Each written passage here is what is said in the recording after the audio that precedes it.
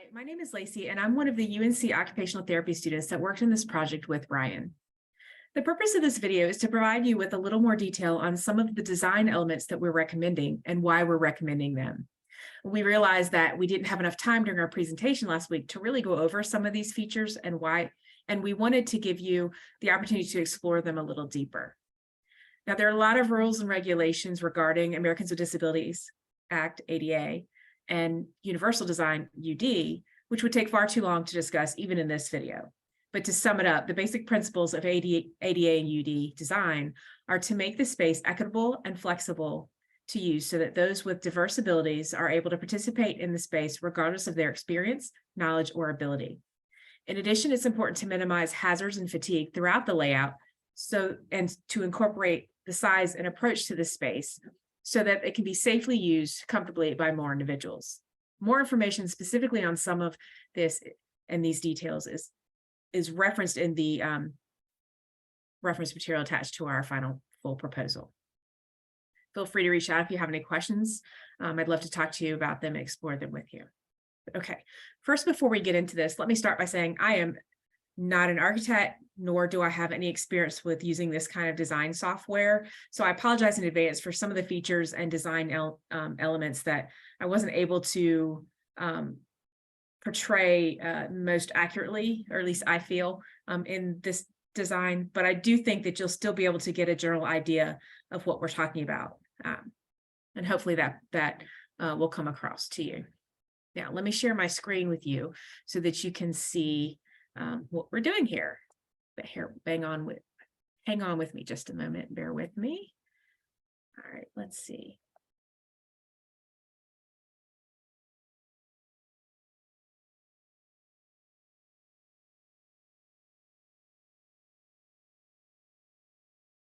Okay.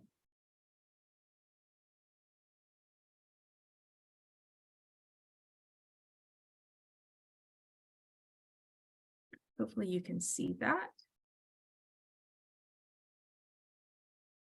Okay.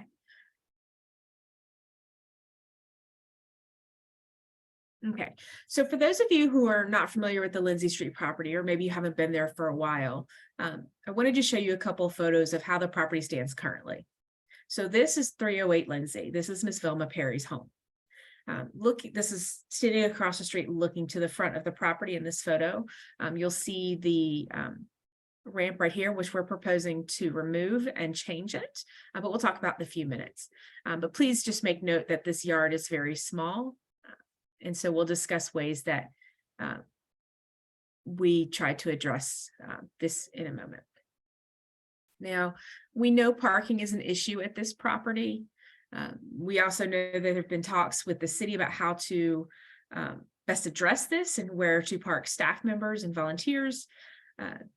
But we also know that this is in the works and no permanent solution has been really determined right yet. So for now, we're proposing that this gravel area that currently exists in the back remain as employee parking for the time being.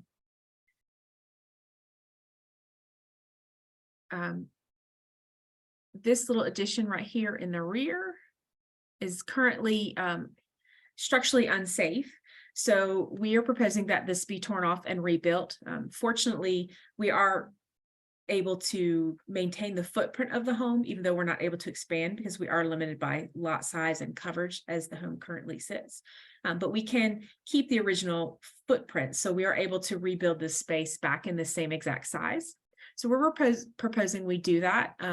And we're proposing that this dormer be extended out so that it is flush with this back wall, which will allow for some headroom to accommodate for the new stairwell that we're proposing be moved to the rear of the home. We'll talk about that more in just a minute. All right, when you enter the property, this would be standing at the front door looking into the home. This home was built, I believe, in 1921, and as typical of homes in that era, it is very chopped and closed off, so there's no open concept flooring.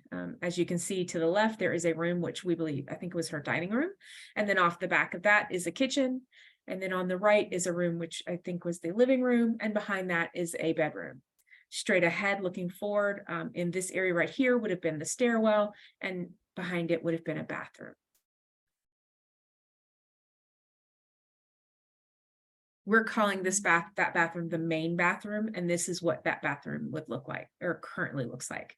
This is the door to the, I think it's the bedroom I'm standing in when I took this photo. So as you can see, it's pretty narrow. There's not a lot of room in there. And behind this wall right here would be the stairwell. This is the stairwell as it currently sits. I know it's an odd angle, and kind of hard to see, but these stairs are very narrow and very steep. And we felt like they're just too unsafe for staff members to be transversing up and down every day. Now, we realized the Perry family did this every day they lived in this home, and that it is possible, but we also wanted to minimize any risk or liability for a fall or trip because they were so steep. And we also realized that, staff members may be carrying supplies up and down the stairs. And so that also is something we took into consideration and our reason for wanting to make them wider and less steep.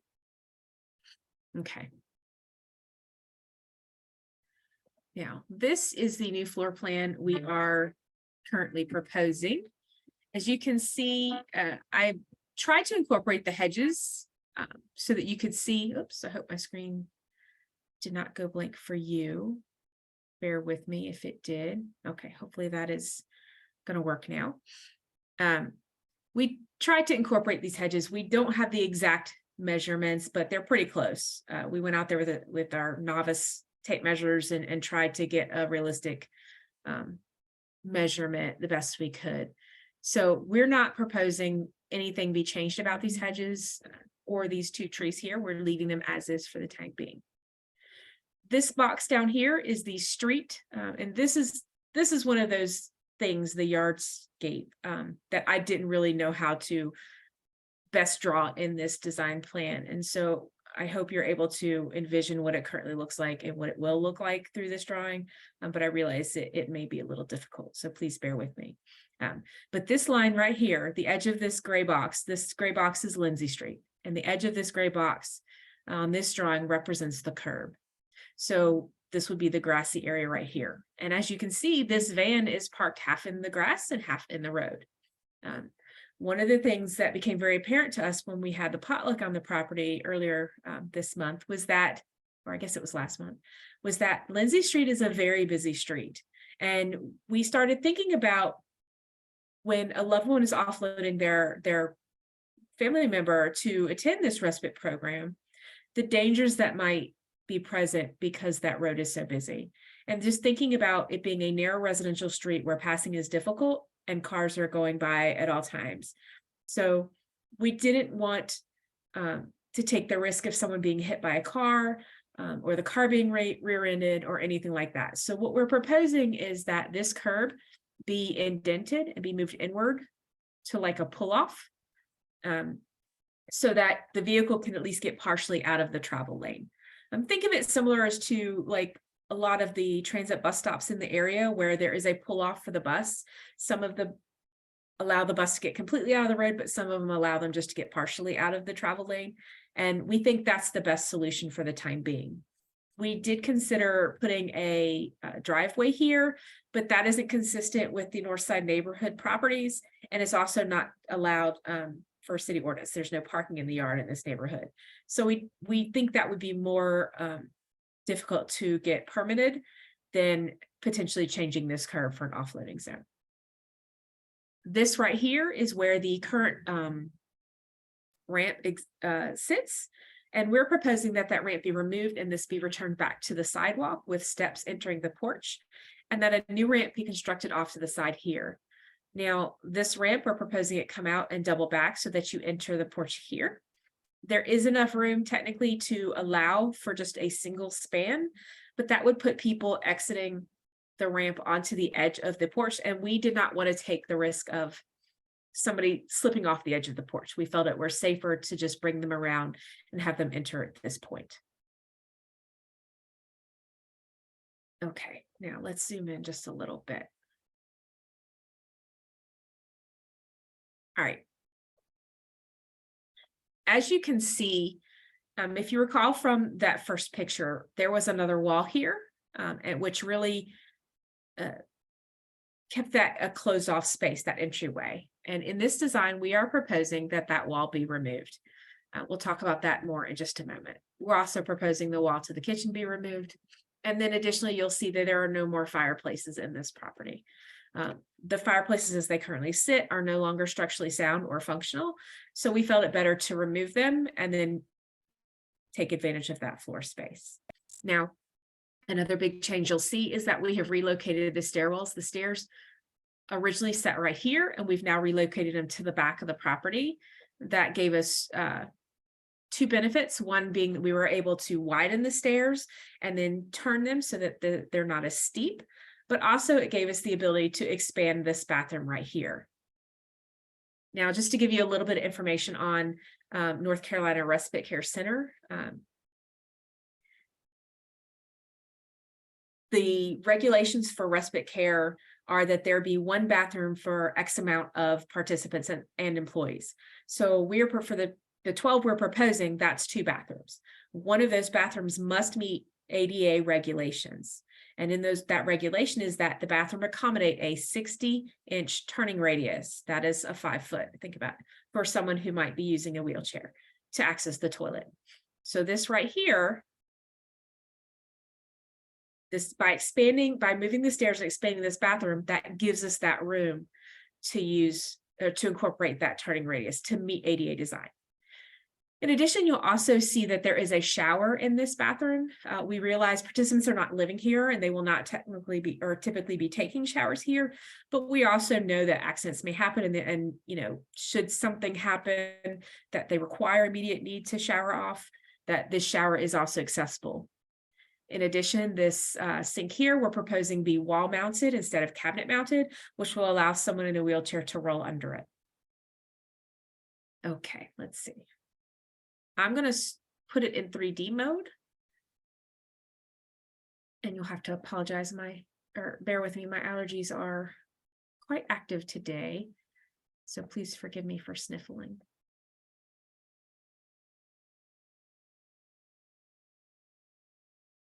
Okay.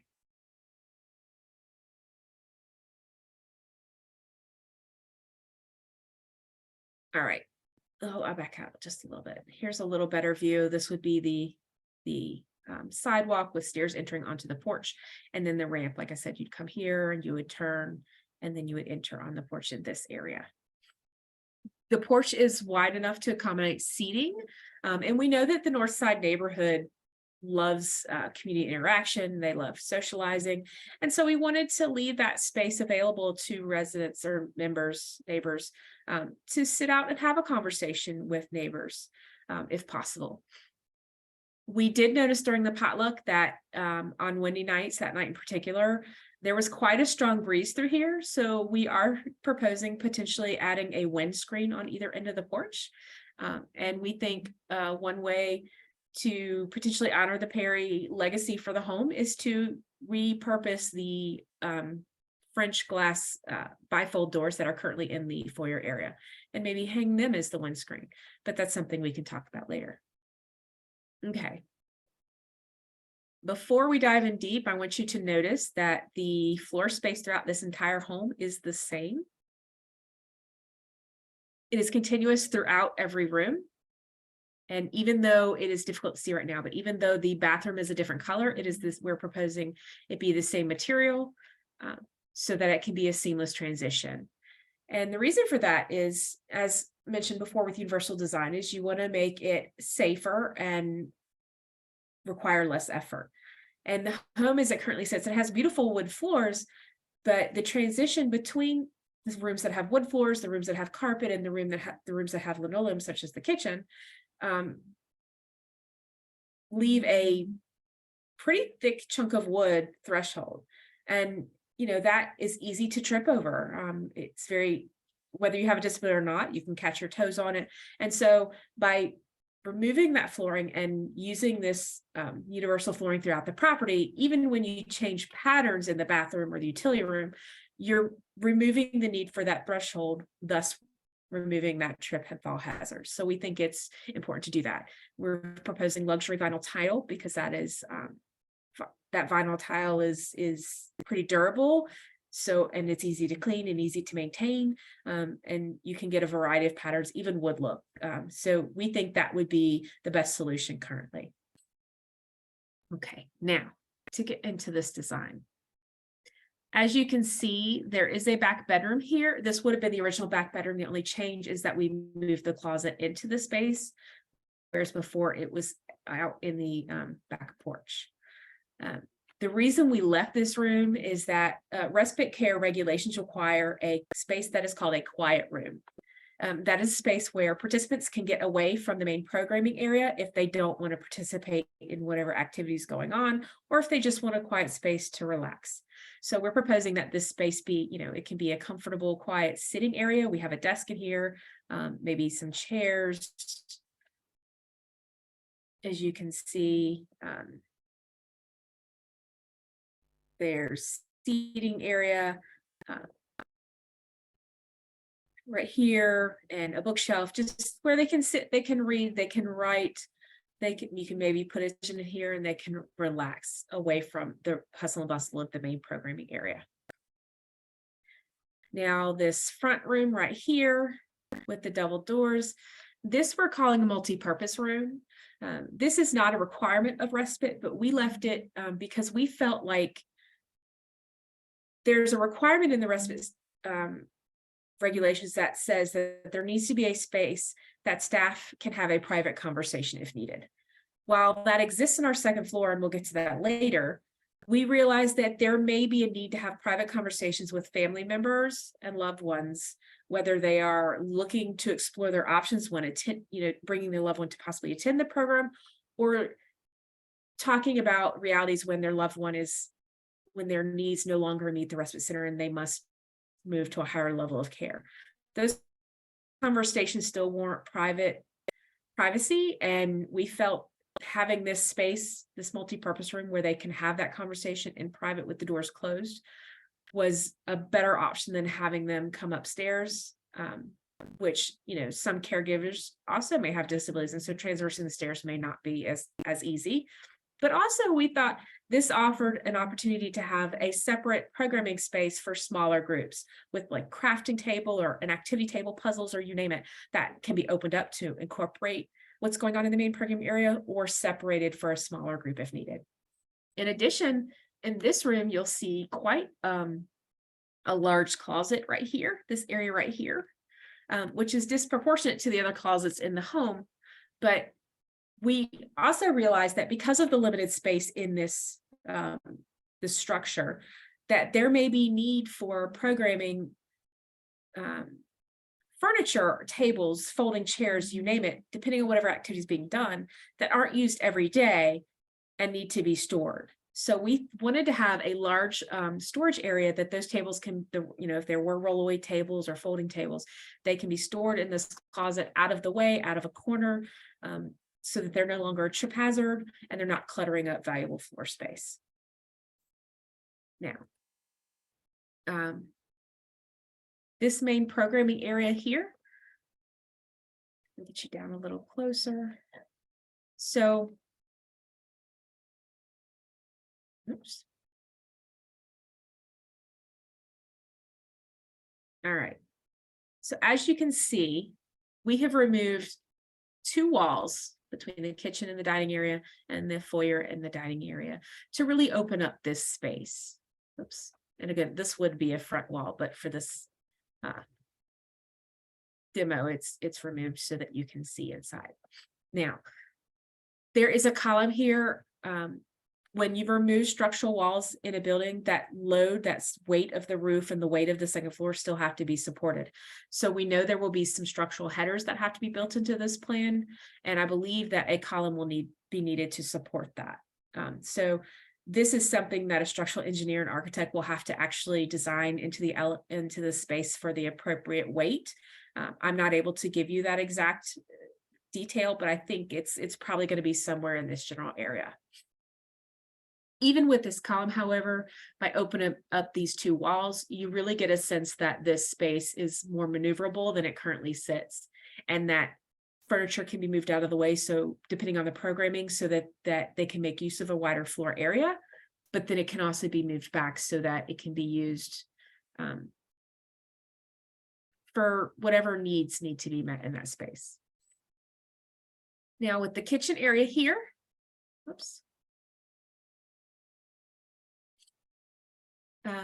There is no need for a commercial kitchen in a respite care center, but there is a need for a kitchen. They're required to be able to serve, I think it's at least one meal per day. And so we did want to provide the basic kitchen appliances so that those needs can be met.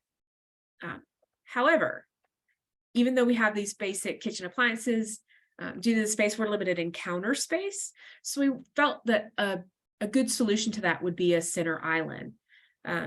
But we wanted to make it an island that can be moved for the needs of this space, whatever they're doing at the time. So we're proposing that a center island that is sturdy and durable enough that it's not easily pushed out of the way, but yet still heavy enough that it can, or let me rephrase that. It's heavy enough and sturdy enough and durable enough so that it's not easily slid out of the way, but still can be pushed out of the way or moved if needed. So that is kind of this idea behind this island. There are a lot of options that when actually designing this space, I'm sure there will be something, you'll be able to find something that can fill both of those needs easily. Now in the back here, let's take a look at where we did some of the bigger changes here. This stairwell right here, this is where we're proposing the new stairwell. Underneath the stairs will be the hot water heater and the HVAC utilities and things like that. So that gives us more floor space out in the main areas. We don't have to have a utility closet. We do have it all under the stairwell here. And then we have this additional, it's kind of hard to see, I realize, but it's a half bath with a laundry closet here. So I'll go back to 2D mode. Maybe this will allow you to see it a little easier. This bath right here, and this is a stackable washer and dryer. We know that staff may have to do linens or towels or things like that, so we wanted to have that as well. In addition, and I'll talk about this while I swap to the second floor, when designing this, we wanted to think about the future use of this property. You know, ideally this will be turned into a respite home that'll never need to be changed again, but we're realistic in knowing that, you know, sometimes 5, 10, 15 years down the road, this home may not meet the needs for the community anymore. And so it may be turned back into affordable housing. And we know that to turn this into a respite care center, you're going to be investing a significant amount of money.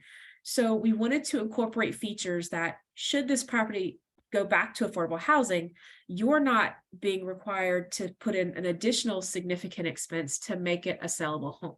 You know, there are laws in North Carolina that require certain things to be a home. For example, bedrooms must have closets and you must have functional bathrooms. So we felt like we could incorporate some of those elements into this design, even as a respite center, that will still allow it to be turned into an affordable home later if needed. That is why you'll see the 3/4 bath downstairs, as well as the full bath in the second floor, which you'll see right here. Again, I apologize. My allergies are in full force apparently tonight. But so this is the second floor we're proposing right now. Just to give you a general idea, this is where the stairwell will be open to the stairwell. You would enter up the stairs here onto this landing. This is the new dormer addition that will extend out over the porch. And then these 4 corners are attic spaces. Due to the current roof line, they are not really usable spaces for other than small storage. You could potentially have an architect change the roof line and raise it slightly to accommodate more area if you need it, but that is an expense I don't know that is feasible at this time. So I'll turn this into 3D so you can get a better view of this one. Okay. Oops.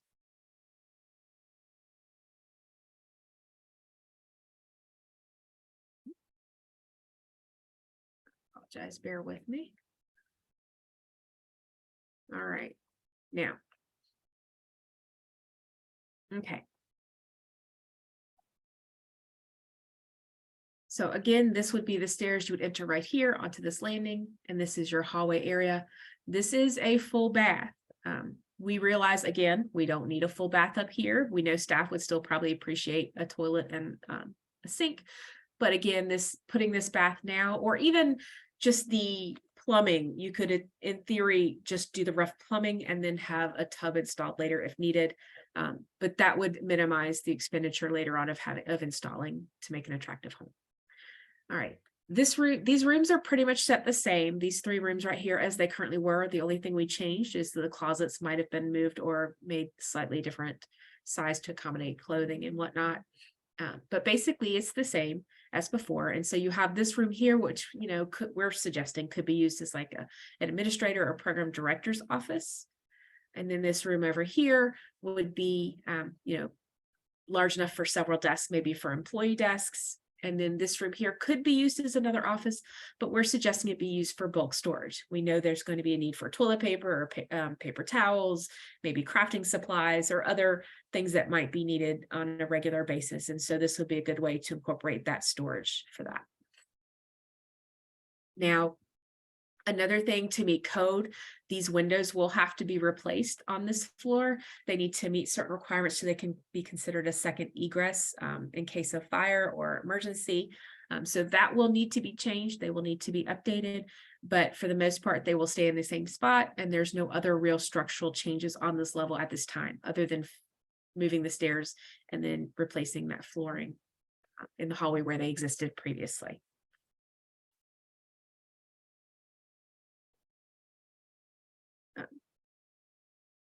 I'll go back to the first floor here.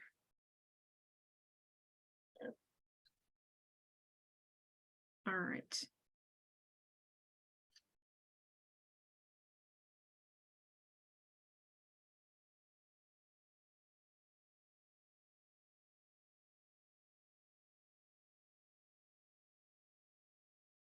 Okay.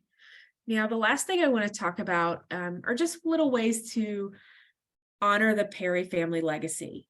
We know the home was built by Miss Perry's family and that she lived there for her whole life. And so this is really an homage to the whole entire family, but most notably Miss Perry. She is the one that is the reason for this project. And so when we started thinking about ways to incorporate the character and charm and legacy of the family in this home, initially we thought we'd repurpose some of the characteristics that make it what it is. But in doing some exploring, we found that, they didn't meet code or there were other complications in doing that. So this is why we thought about using these doors right here, potentially as a windscreen on either end of the porch. But also maybe finding a way to incorporate a plaque or small statue or some memorial item to honor Miss Perry in the center, as well as naming the center after her, and also potentially considering adding the home to the Historic Register of Deeds. We know these are things that are small potatoes in the grand scheme of this project. The main overarching goal is to make it a respite center that meets the community needs, but we still wanted to recognize the importance of Miss Perry and her family. And so these little things just to consider might be ways to do that. You could, in theory, take some of the antique doorknobs and create a coat rack for the wall, or just there's a number of different things. But we just want to implore you to consider some of those things and explore options just to add those little touches back into the home. But other than that, we hope that you guys like this plan. We hope it's able to become a reality, and that her legacy lives on in this respite center for years to come, and that it serves the community indefinitely. But we look forward to seeing where it goes and what happens with this project and what the future holds for it. And I personally am excited to see what you may do with it.